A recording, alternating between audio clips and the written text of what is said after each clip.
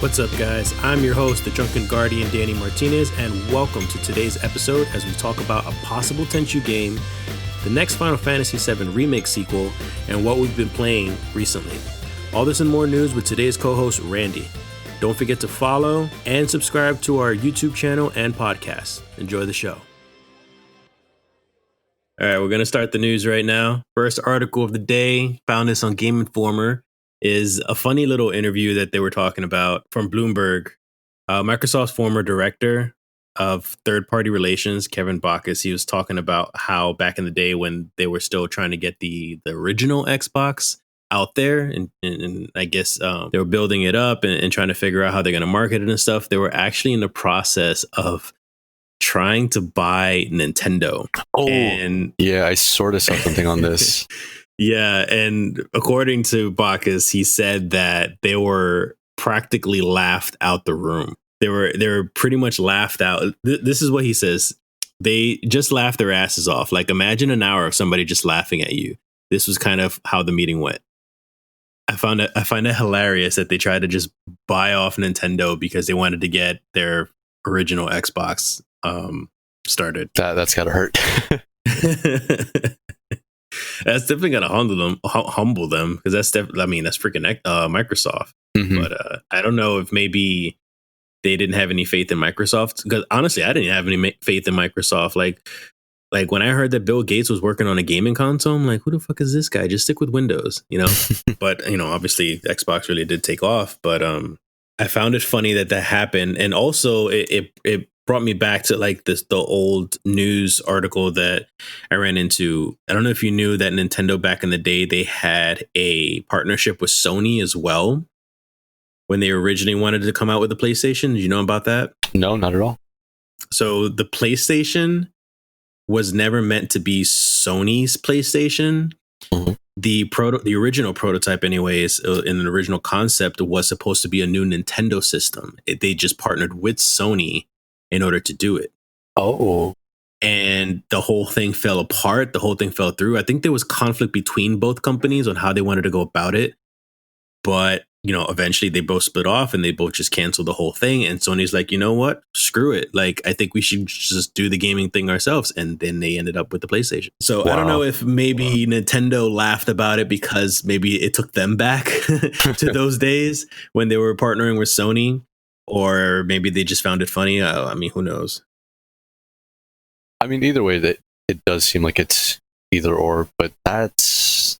Can you imagine had it actually gone through that way? A Nintendo PlayStation? A Nintendo PlayStation or a Nintendo Xbox? Yeah. It'd be some other universe out there probably has one. Oh, with multiverse theory? Hell yeah. Yeah. Oh, yeah. I think they showed a prototype. And I could just be crazy. Maybe I just dreamed it, but I think they maybe has shown a picture of like a concept art or a prototype of what the Nintendo PlayStation would have been. And it was a bit colorful, for a Nintendo system. Of course, it's going to be colorful. No, of course. Okay. So basically, it's a CD-ROM for the SNES that was made by Sony. No, that's something completely different. I know, but that's what they're showing here. That's what you're looking at. Yeah. Trying to find this fucking thing. I told you it may have been that I was just crazy about it. I don't remember if I actually did see it or not, or maybe it was even just like a April Fool's bullshit. But I do know for a fact that it's true that they did have a partnership. The last known Nintendo PlayStation prototype is up for auction. Ooh, how much is that running for? I'm not entirely sure when this was published. But talk about your collector's item, right? There's only 200 Nintendo PlayStation prototype. Holy shit! The current bid is 31,000 as of February 13th. Not too bad, actually. I mean, that's about the cost of a car, but it's not too bad for a rare item. It really does look like the CD-ROM thing, because it even says Sony on it. It has like a SNES controller and has PlayStation. It's just mainly in like Japanese. Different world if Microsoft ended up owning Nintendo. Yeah, we wouldn't have a lot of the properties that we do now. All right, Randy, so I got a question for you. What's up? What does Left 4 Dead, Half-Life, Portal, and Team Fortress have in common? They're all Valve properties. Yes, sir. Okay. So, Valve as crazy as they freaking are, and it took a million years to come out with a new Half-Life game eventually. Mm-hmm.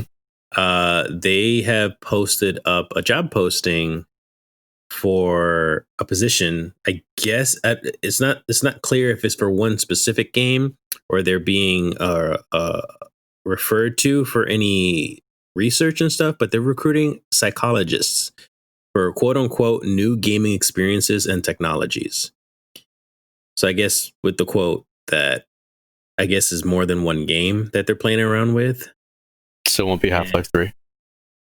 I don't know, because the thing is that I fucking love and I hate Valve at the same time because they're so ingenious with all this stuff. They're very unique. They think outside the box. They do a lot of things differently.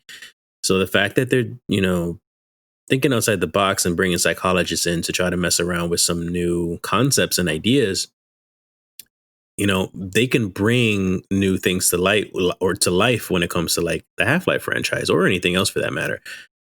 But at the same time, they take forever. They take their sweet ass time to release these games because they always want to make sure that it's quality. That sounds really interesting. I'm actually seeing what you're talking about right now, and it's intriguing to think what they might be doing with this.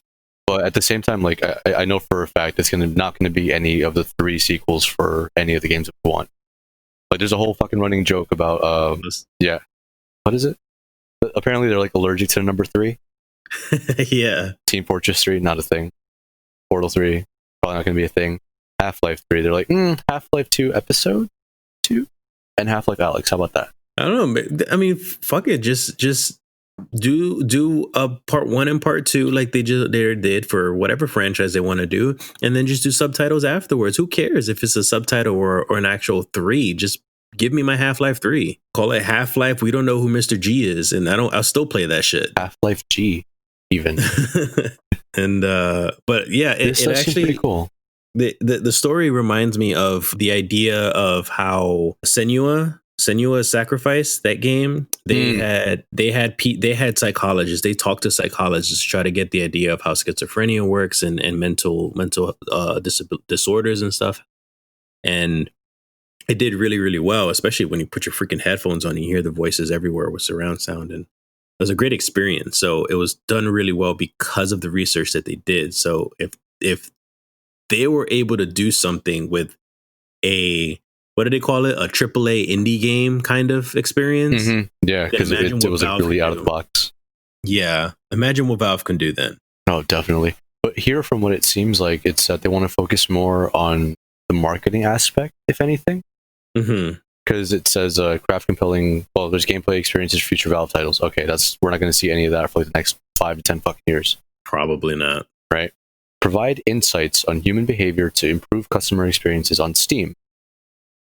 Then there's conduct statistical analyses for the Steam software as well. Then conduct statistical analyses on Valve's gameplay, financial, and company data to identify patterns of behavior. Research compelling new hardware technologies. Design experiments to evaluate various gameplay hypotheses and design choices. That goes in tandem with the second one. The first one, gameplay experiences. Improve existing playtesting methodologies. Yeah, and develop innovative ways of acquiring data to answer questions about Valve's products and business practices. This is overall for everything then. Yeah. So that's pretty good though. They're not just focusing on games, because I will admit Steam has gotten rather stagnant. Like if you go on it to look for a game, you're not going to be able to be interested as you would have been like years ago. Because now it's like they kind of just really shit out anything. Like it's either some $5 game that ends up being some fucking. It's become like a shovelware closet where like every now and then you'll find a good gem for like $5, But for the most part, everything is just a lot of indie developers trying to get the foot in the door in the industry and not really making it. Yeah, it's just not at all as intriguing as it was. Because I go on Steam and I'm like, all right, fucking scroll through my library because I don't want to see what the community is suggesting to me because I have no interest in it at all. You know what I mean? So maybe it'll be a more kind of custom experience, but like a truly custom experience for your own, like Steam account. Shit, maybe they're just getting psychologists so they could try to understand you better and end up following all your data like freaking Facebook does and give you all those personal ads and stuff. I mean, if it's for games that I'll enjoy, then fucking I'm okay. Yeah, but it's a fine line when it comes to like preying on people, just so you can sell a game, Next thing you know, they start listening to your phone. You install your Steam stuff on your phone and they start listening to you and start talking about the next Final Fantasy game, and then all of a sudden it shows up on your wish list. That'll be terrifying. That'll actually be really, really automatically bad. It's like, Steam, add Final Fantasy to my wish list along with these other games. No, but if anything, it'll kind of be like they'll look at your library, see what you have a lot of, and pick certain games from those genres that like they share. Yeah, I'm like over here, fucking second thing, VR chat recommended because it's popular. 1, I don't play VR. 2, I'm not going to be caught dead on fucking VR chat if I did. Probably. I'm probably just thinking worst case scenario. I always tend to be a little bit more cynical or, jaded, however you want to call it, about just the industry. Even though I love it all, like I always think the worst first. That's understandable. Yeah. And Steam is a giant. Well, Valve is a giant, so they can get away with a lot of this stuff. Like this whole thing we talked about for the past couple of weeks. This whole gaming industry with microtransactions and unfinished games and the whole pre-ordering bullshit that people deal with. Like the industry. The industry makes so much money. They make more than the movie industry. Mm-hmm. And they have this money to kind of pull their weight and kind of get away with some things. So, Valve is pretty much no different, even though I truly believe that they're genuinely just trying to just make their brand better. But just for awareness, it's always nice just to be aware of those things and kind of don't let them take advantage of you. You know what I mean? Yeah. Yeah. But moving on, that's a whole other topic. Back to the whole premise of it. It's pretty interesting that you're getting psychologists. Yeah. I think that's a pretty cool thing. I like that they're thinking outside the box as usual. I'm more into the whole gaming aspect of why they're like hiring these people. For the next article, I got this from Kotaku. So Sony in Japan, they completely stopped manufacturing all the PlayStation 4 systems aside from the Jet Black 500 gigabyte version. And a lot of people going kind of crazy as to why this had to stop and why specifically the 500 gig version is the only one that they're still going to manufacture. Of course, the biggest theory is mostly because, they want to push the PlayStation 5 more. And to be honest, it probably will, because if they're easing up on production of the older systems, then that leaves more room and space and money and time for the PlayStation 5 to get manufactured, and that can actually keep up with demand. What do you think? That's very double-edged. How so? I mean, okay. Like, I know that the PS4 and PS5 aren't exactly too far apart in terms of pricing, based on which model you get, obviously. Mm-hmm. But to make the 500 one the only one available for the PS4, that's, I don't know. It's just not enough space. And it really isn't, especially where most people go digital now. Yeah. And it is definitely going to go like, oh, if you don't want this, there's always option to shell just a bit more money for the PS5.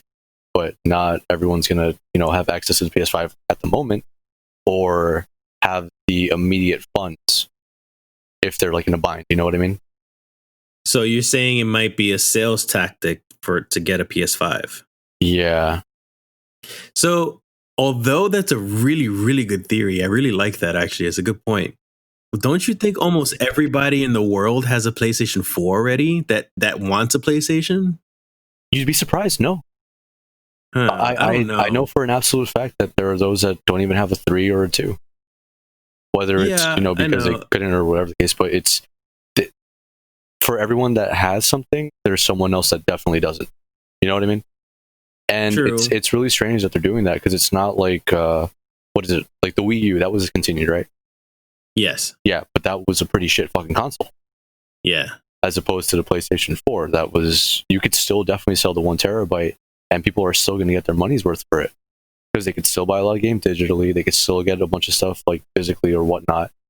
I don't find the reasoning behind stopping the production of the PS4. I don't know. I'm trying to look at it as, you get rid of these systems to wean the availability of the PS4, because the less PS4s that are out there, or the less PS4s that are being played, and people are buying those PS5, whatever, even if it is a sales tactic, the more people that are buying PS5s and leaning more towards that one, the less they have to focus on the PS4. Like, you got to remember also, cost wise, when it comes to making let's say a PS5 game, and then you have to downgrade it to the PS4 so you can release it on both consoles, that's very costly, and vice versa from a PS4 to a PS5. So you have to port for two systems now so you can accommodate for both fan bases, because not everyone has a PS5 yet. So this could be a tactic for that as well when it comes to cost cutting. So that way they can focus more on the PS5. You know what I mean? I guess, like, cut production on PS4 to make more on the PS5.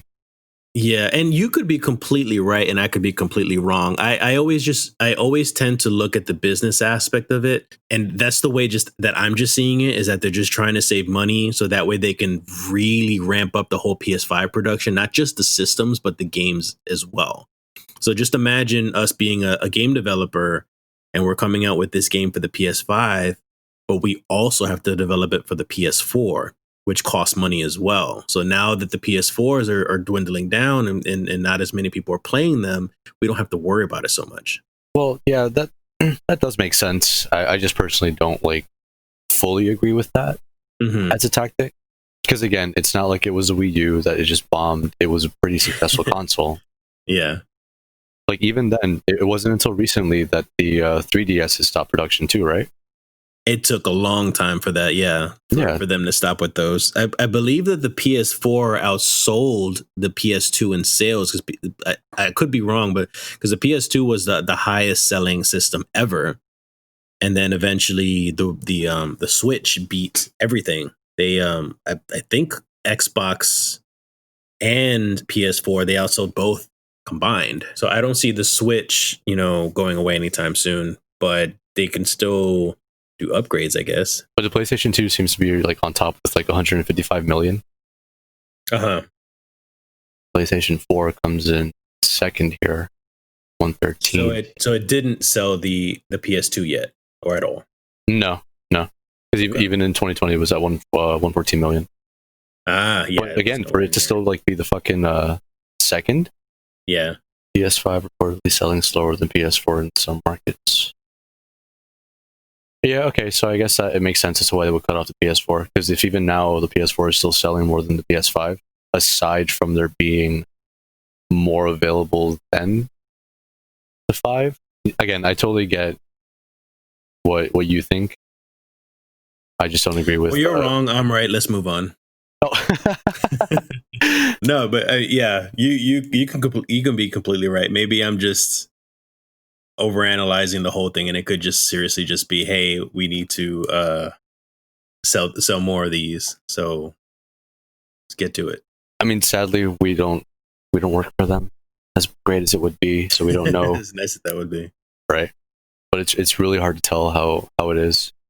I'm assuming that there's been more Xboxes available than PS5s. The series, the new one. Yeah. Xbox Series X, right? Wow, I already forgot the name.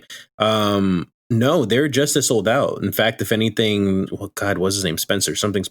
Jesus. I don't fucking. The guy who runs Xbox. That guy. Phil Spencer. There you go. Oh my God. Why did I brain fart his name? But yeah, Phil Spencer, he has said himself that the Xbox was probably going to be sold out until early spring. Oh, all right. Yeah. Well, so at least there's some transparency there. Yeah, they're just as much having a hard time with demand, or if anything, it could be artificial demand. You know what I mean? Because it seems like that was the bullshit that Sony was pretty much shoveling, because they said and promised that we'd have enough systems, and they don't. So they're just causing more demand by just making less systems. Mm-hmm. But who knows? Could be true, could be not. But because I mean, to be fair, there hasn't been at least I haven't heard or seen many complaints about Xbox in terms of their new console. Also, you know what I mean? Also their sales is not as good as the PlayStation either. To be quite honest, like their sale, like the Xbox has been steady. They're not doing bad. It's just compared to PlayStation, though, PlayStation is definitely in more demand and has more sales. Oh, shit. Do you see the sales numbers? Dude, that's like almost twice as much as the fucking Xbox. That's what I'm telling you. The PS5 has sold 3,368,098 units, while the Xbox Series X and S in total sold 1,817,303. Yeah. And 1 million systems is not bad, though. It's still not bad. But then you want to know what the next sentence is? What? Sorry, it's pretty funny. For reference, the Nintendo Switch sold 2,117,081 during its launch month back in 2017. In a month? In the first fucking month. In the first month. Okay. So, yeah. Jesus. That's and I'm going to be honest, I would honestly think it's because of the reputation of the previous system. Like, I'm hoping things will pick up if they start coming out with like better games, more of those first party games. That was that big news with them buying off Bethesda. So they're coming out with some Bethesda stuff as well. So hopefully they'll pick up more steam. I have faith that they're going to do better. And I actually like their operating system a lot more than the PlayStation from what I've seen so far. But still, the PlayStation for me is my way to go just because of their first party games. Mm-hmm. Definitely a lot more options. Mm-hmm. But all right, so we're going to move on to the next article. A little bit of a fun fact that I didn't even know until I read this article. Have you played Sekiro, Shadows Die Twice? Yes. Apparently, that was supposed to be the originally designed Tenchu sequel. Do you remember Tenchu?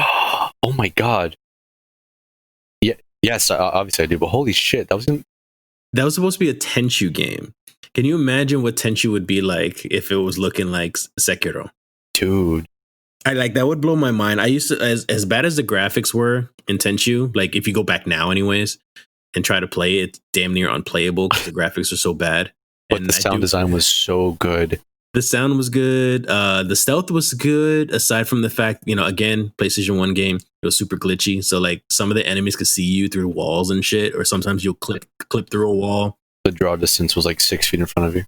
Yeah. Yeah, it was a good stealth game for its time. So I found an article on Destructoid.com. The president of Acquire, the people who made the studio that made the original Tenchu games, Takuma Endo, he started talking about hopefully bringing back Tenchu, essentially. Hopefully. Yeah. So he says, on the article itself, it says blood-splattered adventures of Rikamaru and crew are not being left to rot, and that there is definite possibility that Tenchu could make a long-awaited return. So the fact that also that Sekiro was supposed to be a Tenchu thing just shows that they still have Tenchu on their minds. Mm-hmm. Also, the fact that they also trademarked, or re-trademarked, I should say, the word stealth assassins, which was the original subtitle of the original game. Mm-hmm. So that's a little bit of a clue also that they still got that franchise in the back of their minds, and I'm wondering what they're doing with that. So obviously you're a fan too then, right? Oh hell yeah. Dude, that's like one of the first games I played on the PlayStation 1. Obviously being like really little, I was pretty ass at it, but the first level is like cemented in my mind, and I would watch my brother play it. Yeah, pretty much everybody's. That's when I was on my emulator and I jumped on that game. The first level was pretty much as far as I can get because I couldn't stand how the game played. Now it was just so bad, but it has so much potential if you think about it. Like now with the capabilities they can do, and think about it too. Like when you think about when you played Sekiro. He throws like these harpoon things to kind of climb up on walls and stuff. That's exactly what you did in Tenchu too. Mm-hmm. And a little emblem in the corner. I remember how it looked. The rope with like the claw.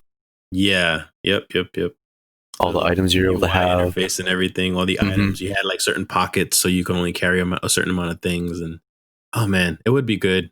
They could do. I don't even care if they just stuck it to like a mission based thing. If it was like I'm tired of open world stuff. You don't have to do open world. Just give me a mission based Tenchu game, and I'd still be happy. Because they could even do it like Hitman 2 episodic. Yeah, they could do I'd be with like that shit, too. honestly. Oh, that's actually a really good idea.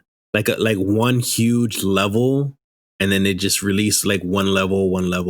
That's actually a pretty good idea. Because I mean, if obviously it's going to incentivize stealth, so it won't be just like, oh, I'm going to do this in 10 minutes and have to wait a fucking month or whatever. Like, no, you're going to be here for at least an hour. Yeah. Still trying to figure out like who goes where and what you can do and plan things out. Yeah, that's what I loved about the Hitman. But as much as I love like Ghost of Tsushima, and that kind of had the same, Japanese aesthetics and stuff, and the stealth was great in that. The open world aspect of it didn't appeal to me that much. It was mostly, obviously it was the combat. The combat did it for me. That's what kept me going in that game. So yeah, hopefully they will come out with a Tenchu game. Oh, that's so exciting. Although I'll be very honest, I don't think that it would be as big a deal now. How do you think they could appeal to like the old school players so that way you can build the old school players will definitely be like, holy shit, Tenchu, if it's like, they played it at the time. But it's more of like, I know that the original Tenchu was not going to appeal to someone of my generation, like the one that's like, oh, it's fucking COD, GTA, blah blah blah, whatever. But I hope to God that they don't try to change up too many things. That's what I'm saying. Like, if they really want to appeal, they're definitely going to appeal to the new generation when it comes to just they'll come out with some good stealth mechanics, some new UI, and of course the graphics are going to be amazing regardless. I think if they want to appeal for the older gamers as well, they'd have to bring back the original characters. Yeah. Like, was it Ricky Maru was the male, and then you pick the female. I can't remember the female's name, but yeah, if they brought them back at least, whether it be a continuation or just a reboot of a story. Ayame, sorry. Ayame. Oh yeah. Ayame. Yeah. So that'd be nice for me. At least bring back the characters. Yeah, and give us a better draw distance. Yeah. Finally, so when we're talking about bringing back certain games, Square Enix has filed new trademarks for a couple of terms that has got people excited. 3 of them specifically: Ever Crisis, Shinra logo, and The First Soldier. This is an article coming from Game Informer. You doing Crisis Core again? That's what it sounds like. I don't know. I don't like. When I read The First Soldier, I did think of Zack first, especially after I said I read Ever Crisis. But at the same time, like when you really think of like The First Soldier, like the first badass soldier, that's Sephiroth. But that's still a throwback because Sephiroth and Zack worked together when it came to the whole Crisis Core incident. Yeah, and then nobody talks about Angeal or Genesis. Yeah. So it's got a lot of people thinking, are they going to do a Crisis Core remake, do a prequel type of thing, or are they just going to mesh it together for the next Final Fantasy VII remake sequel? What are your thoughts? I hope that it's a standalone Crisis Core remake in its entirety. Honestly, much? Dude, that shit was amazing. Yeah, it was. Everything about it just felt awesome. It's probably the best PSP game ever. You don't think so? I'll agree with second best. What would be your first one then? Guitar Man Lives. Well, of course, Guitar Man. You and your Guitar Man. Of course. Yeah, that was a good game though. But no, but seriously, I would still say Crisis Core is amazing. Yeah, it was, and the story was great. The way they combine everything together, and oh shoot! So you Can we talk about the CG though? What about it? How it was unreasonably good for a fucking PSP game.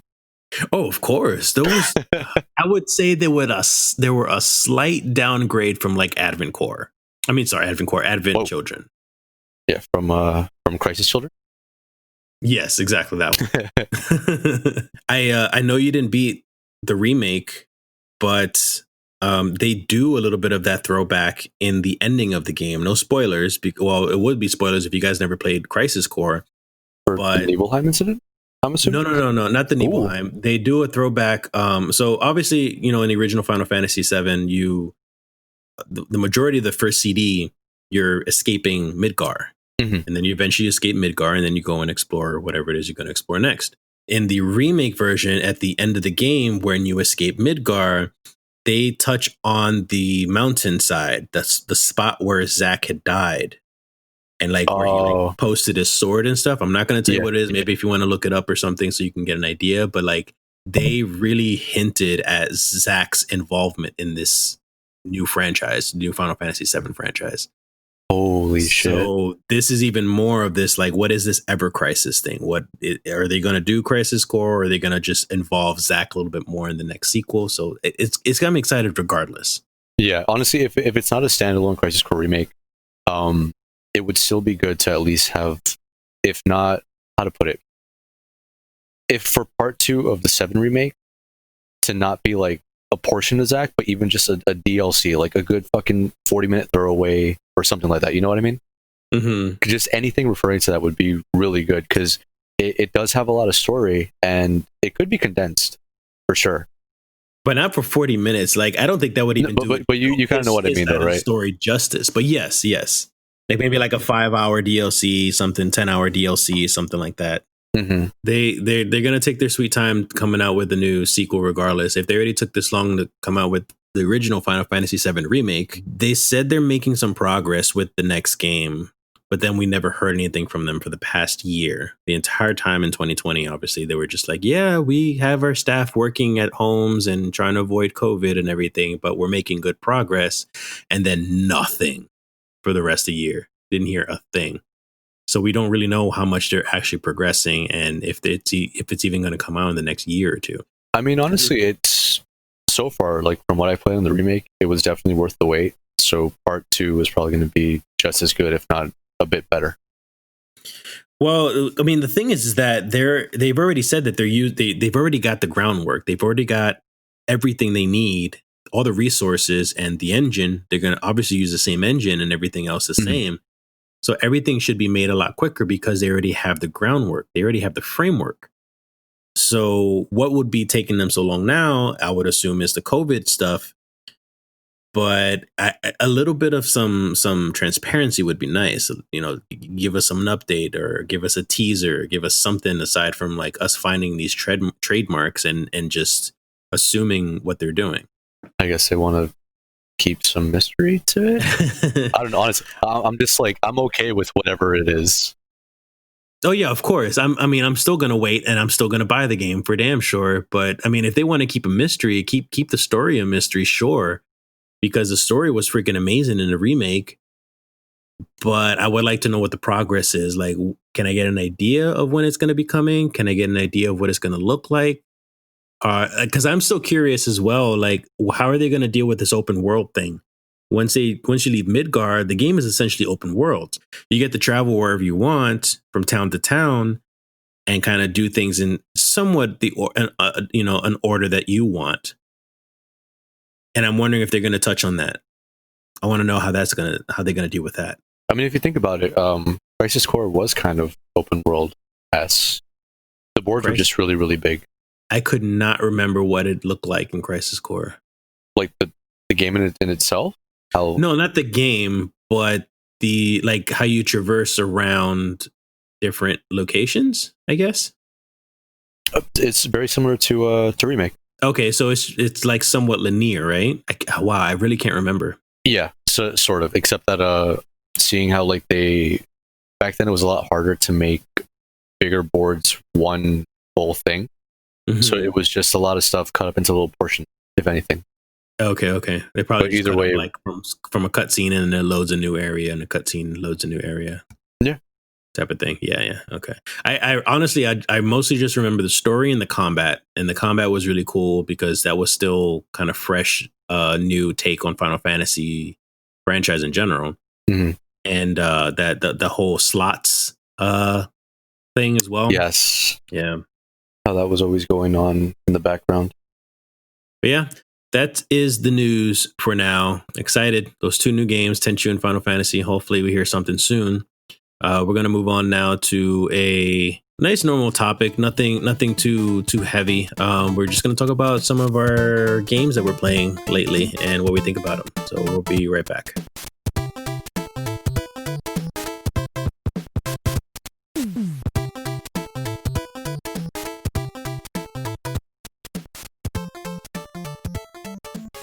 Okay, Randy. So what have you been playing for the past couple weeks? Kingdom Hearts. Kidding. No. Oh God. No, I'm taking a break from that. Honestly, just on my Switch, I've been playing Binding of Isaac because that's another game I can't get enough of, and fucking on PlayStation, Sakuna. Sakuna, yeah, you mentioned it before. That game keeps on adding more. So are they still feeding you more tutorials of new stuff to learn? Hell yeah. So at first it was just like, oh, you're a rice farmer or whatever. Now you could trade with the Holy Realm, so your rice is no longer just like food and like rations. And I forgot to mention this last time. You don't level up traditionally. Okay. So it's not like, fight all these monsters and you get experience points off of it. No. Mm-hmm. The more you improve your crops, that's how you get levels. So the quality of your rice depends on Okay. The quality of your rice depends on how you're going to get your buffs. Oh, okay. So, so you mean, is there like breeding of different types of crops to get different things, or it's just how you treat them? It's just strictly rice, but it's how you treat them. What you put into the fertilizer, how much water they get, whether or not there are any pests or weeds.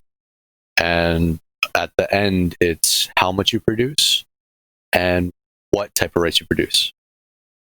Mm-hmm. Because you can have brown, mixed, or white rice. Okay. So I still need to jump on that. Yeah.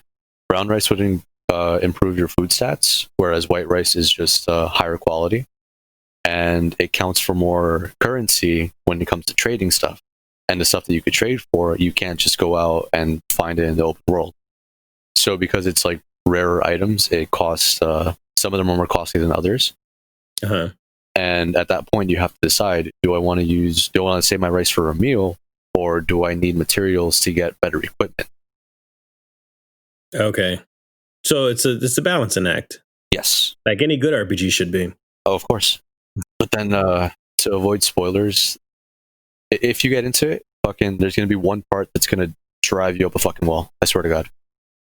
In a good way and a bad way. Like far into the game or early on or what? I don't even know how far I am into the game, honestly. But it's sort of, I guess, like the first act of I don't know how many. Okay, because you know how like in Okami, you feel like the game is coming close to an end, and it doesn't. It doesn't. Yeah. Yeah. It does the same thing. You feel like you're getting some form of resolution, and then the whole world opens up even more, and it's like no. What you thought your main mission was just got a bit more grand, per se. Okay. So far, it's really good though. Pacing is incredible. I'll let you know when I jump on it. It's sadly like I can't jump on it too quick because it sounds so much in depth. It's so deep in gameplay. Like I will probably be lost with it because right now I have been, I've been streaming some stuff and I've been trying to complete those games, which like one of them I did, which was Resident Evil 3 and finally finished that. I'll tell you my thoughts on that later. But after I was done with that and I'm working on Bloodstained, I was going to jump on Yakuza, which, as you know, is an RPG. Oh, so that's going to be long and take up my time at the moment. 7? Like a Dragon, right? Like a Dragon, yeah. Yeah. So I'm going to be jumping on that soon. But I wanted to ask you also, so Binding of Isaac, like, so you're having fun with that game still. It's been out for a very long time. Oh, of course. So there's a lot of like new DLC and stuff. It's not exactly that it's new DLC, but there's a lot to do in it. It's a roguelike, so every time, everything is randomly generated, whatever items you get. The replay value comes from the fact that you could either have a really shit run that lasts you like 15 minutes, or 5, or maybe you die in the first 3, or less. It all depends on like the random stuff that you get, right? Yeah. the character that you play as, their stats obviously come into play.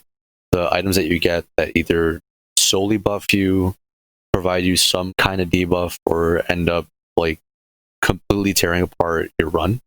And I've had plenty of those moments, sadly.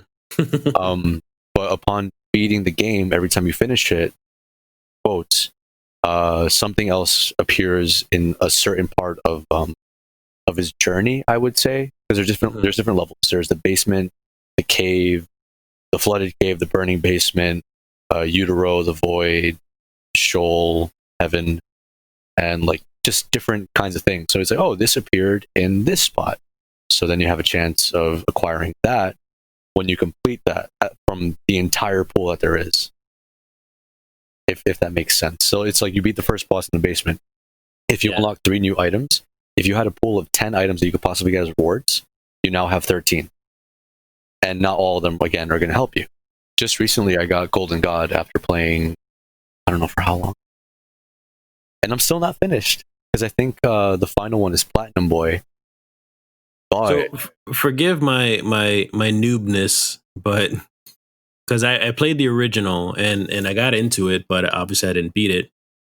Like, what is there anything now that allows you to lessen this whole like randomness impact, or do you just have to get unlucky every now and then and you just have to bite it? Like, can you like do any stat changes to Isaac? Can you do anything to kind of help you along, or is the whole thing just random as you're progressing through these dungeons? The whole thing is random as you progress. The stat changes come with the items because everyone has their base stats. Whether it's like Isaac, he has both eyes open, which I'll explain why that's an important thing. So his tiers go in a certain pattern: left, right, left, right, left, right. He has 3 hearts. He's like he's your vanilla character. He's your base character. Yeah. Afterwards, you get Cain. He has 2 hearts. He has an eye patch because Cain is missing an eye, so he only shoots tears from that one eye. But in turn, he's stronger, and he also has a higher luck ratio because of the passive item that he has. So then there's also Azazel that doesn't have any hearts, but he has how to put it? I'll just call them black hearts. That they have their own effect in of itself. He comes with a kind of death beam attack. But instead of it being full screen like the effect normally would be, it's only a few spaces ahead of him. But he also has the ability of flight. So there's a lot of give and take. Honestly, sometimes the best thing you could do is just, if you see an item that you know won't work for you for how you're doing things now, or just take it. Yeah, you don't have to pick it up. You're not required. Okay, so there is a little bit of strategy. Is obviously, I know I understand also part of the strategy is when you pick up certain items, like you said, you decide on when you want to take it or not, and if it works for you, for your style or whatever. But I guess part of the strategy is also picking the right character for your style of play. Yeah, because not every character is like going to be your cup of tea. Right. Like, for example, I fucking detest playing as Eve. She has a bird that attacks others when she gets attacked, but it's only for that one room. And the rest of her stats are just not as appealing at the start. I like those type of games, especially for the Switch, where you can just kind of pick up and play for 15 minutes. You get lucky or unlucky, and you kind of stop it, put it to sleep, and then kind of jump on it again. You don't have to like be so focused on it. Well, as for me, I've been, like I said before, Resident Evil 3, which actually I was freaking surprised of how good it was, because a lot of people were actually bashing Resident Evil 3, the remake. I guess they were comparing it to 2. And of course, I was comparing it to 2. I believe 2 was a lot more scarier, but Resident Evil 3 was still a lot of fun, especially fighting the Nemesis and all these different boss forms and stuff, which was really cool. And it still left me kind of like with that edge of your seat type of tension when it came to resource management, bullets and such. Yeah. So for the most part, I did really well with my resources, because I always do this with any Resident Evil game, is that I'll pretty much try to play with the handgun as much as possible and stash everything else for like the final boss. So I had a shit ton of stuff at the end for the final boss, and the final boss was actually a lot of fun, kind of badass. If you remember traditionally in any Resident Evil 1, 2, or 3, maybe 4, I can't remember. When you're fighting the final boss, what did he usually give you at the end? A big fuck off cannon. Basically a rocket launcher. Yeah, they give you a freaking rocket launcher. So like I finally, you're fighting the nemesis and in these new cool forms that you never seen in the original game. And I'm fighting him and I'm like, where's my fucking rocket launcher? I know this is the last match. I know I'm going to fight him. I know I'm going to kill him. Where's my rocket launcher? And I couldn't find anything. Like I'm shooting this guy, nothing's really going on. And I turn around and there's like this freaking rail gun just sitting there. Jesus. And it's like I'm like a literally huge ass, bigger than Jill rail gun that she picks up. And she points it at him and she shoots it. And it doesn't kill him yet. So like the rest of the encounter is you having to recharge the railgun another time. And, you're kind of shooting him to weaken him so that way you can kind of distract him. And then you can kind of go press your buttons and do whatever it is you have to do to recharge the gun. And she takes that railgun and sticks it up the dude's mouth and just blasts him like just in half. And that's the way she killed him. I'm like, now that's new. That's the way you fucking do a remake. So there was no boulder punching in this one. There was no boulder punching. Joe's not going to boulder punch, but she's going to lift the hand cannon twice her size. Or, sorry, railgun twice her size. But so there's that game. I finished that game. But so basically, one question though. Yeah. When it comes to playing 3, if I play it as its own game, right? Not like compared to 2. Uh-huh. Yeah, play it as its own. Because 2 it's a very different atmosphere. Even though it takes place in the same city, the atmosphere and like the action pacing is very different. Okay. So 3 is more action packed, 2 is spookier?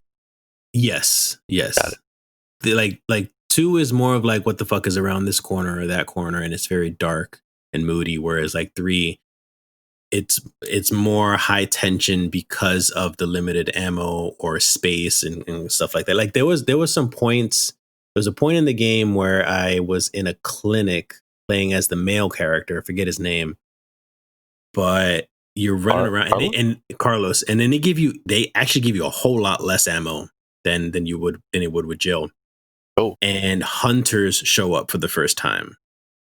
And those shits are scary. Yeah, those shits are scary because some of them will one-shot you. One of them killed me. I had full health, and one of them killed me, I guess, because I turned around. My back was facing him, and I guess like that's an automatic kill or something. I don't know how the fuck that happened, but he shot my head off automatically, and that was that.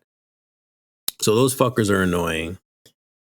And then, of course, dealing with the nemesis, him chasing after you. In a couple of different encounters aside from the boss battle. So those things kind of like ramp up the tension as well. So yeah, don't just take it as his own game. It was good.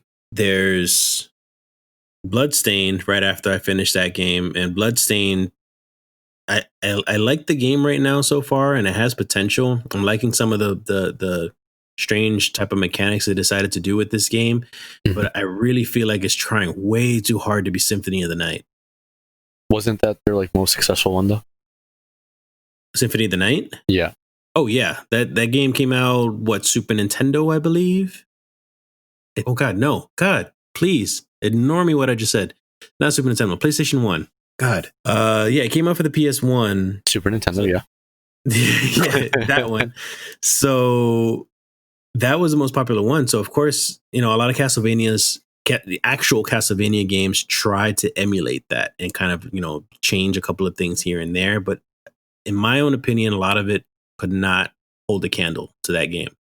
And Bloodstained it's good. I don't think it's as fluid or like, as responsive as Symphony of the Night.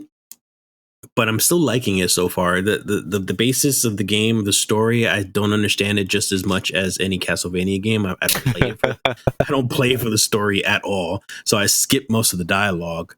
But from my understanding is like this, the female that you play as, she's not a human. And occasionally when you kill enemies, they're like demon shard or like an essence of themselves kind of like goes into her. And she acquires their skills. So in a sense, it's like Mega Man-ish. Mm-hmm. So she acquires new skills, and you can upgrade those skills, and those are your like special attacks. And those special attacks could range from like a giant tentacle that could attack everything on screen to like a ball of water that you can throw, like has a little bit of a ranged attack. So it's okay. It's interesting. There's a typical leveling up system. There's a lot of weapons, and some of them, a lot of them are actually pretty useless. But there's one thing that's interesting that I haven't really implemented much of yet is you can equip these weapons, and some specific named weapons, they have like these secret move sets that you can do. The fuck? Like, for example, like I have a pair of boots, and you equip those boots as weapons, and she does, kicking moves to attack enemies. And you run into like these bookshelves, and those bookshelves, they kind of give you these move sets as if, think Street Fighter, when you do a Hadouken is down, quarter turn, and punch button. So when you do that with the boots, she does like a cool move, which obviously does damage. So like, there's all these secret moves and different techniques depending on what weapons you have equipped. And the only reason why I haven't really implemented that part of the mechanics yet is because I'm always getting new weapons, and some of them are better than others. So when I equip the new weapon, the old weapon is obsolete. So I don't need to do these moves. Yeah, there's no like incentive to keep on doing that. Keep it because the other weapons are more powerful. So I'm not too far into the game yet. So hopefully it gets deeper, and maybe you can upgrade those weapons so that way you can hold on to them a lot longer. I don't know, but we'll see about that. And I think that's it. That's all I've been doing. Like I told you, I plan on jumping on Yakuza at some point. I really want to jump on Steam again and jump on some horror stuff like Phasmophobia or Hades. I want to finish Hades. Pain in the ass, but it's good. It is, yeah. And I don't do roguelikes very, very much. But that one really, really was interesting. So I really want to jump on that one.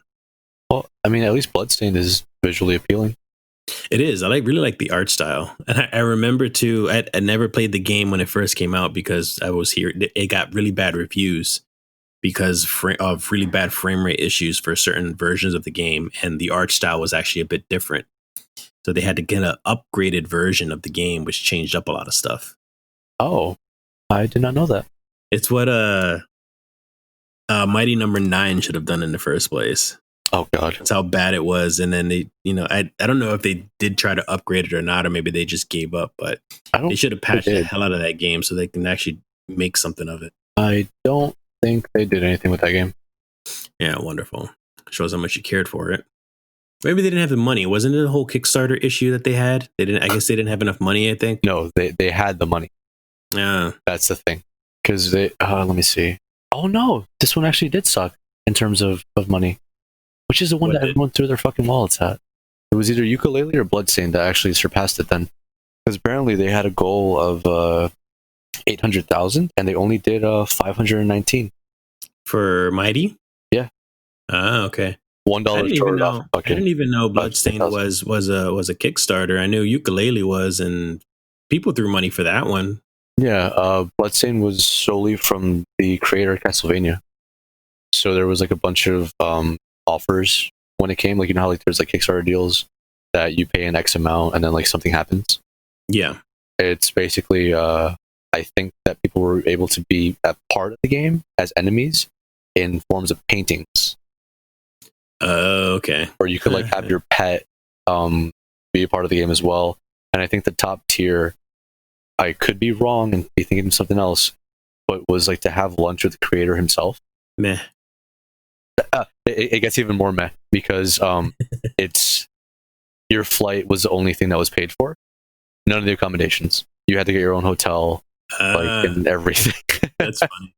Yeah, right. That's why I'm always so iffy about any Kickstarter stuff. I don't think I've ever donated on any of them because I was always like, what happens if they don't make the game or if it's not, quality, I could never really do a Kickstarter thing, but maybe some game or developer would change my mind. Hey, maybe Tenchu. Oh, if that has a Kickstarter, I will shamelessly get that. Yeah. But I wanted to hear. I wanted to ask you before we go. So since we did talk about the games that we're playing right now, what do you plan on jumping on later at some point? I probably shouldn't start anything new and finish something that I haven't finished. So I might do Final Fantasy VII. Oh, so you're gonna jump on the remake? Yeah, to just finish that up. Okay. Now, let me know how that goes. Or I might do Final Fantasy 12. Ah, okay. Or I might get Final Fantasy 10. See, it's like the 10. Oh yeah, the 10 remastered. Yeah, yeah, but only 10. That one. I'm not gonna do 10 too. What about 8? Don't hurt me. I never really been a fan of 8. That's okay. That's always been a hit or miss with some people. Some people are like hardcore fans of 8. They think 8 is better than 7, and that's a whole other fight in itself. Wow. And some people really hate 8.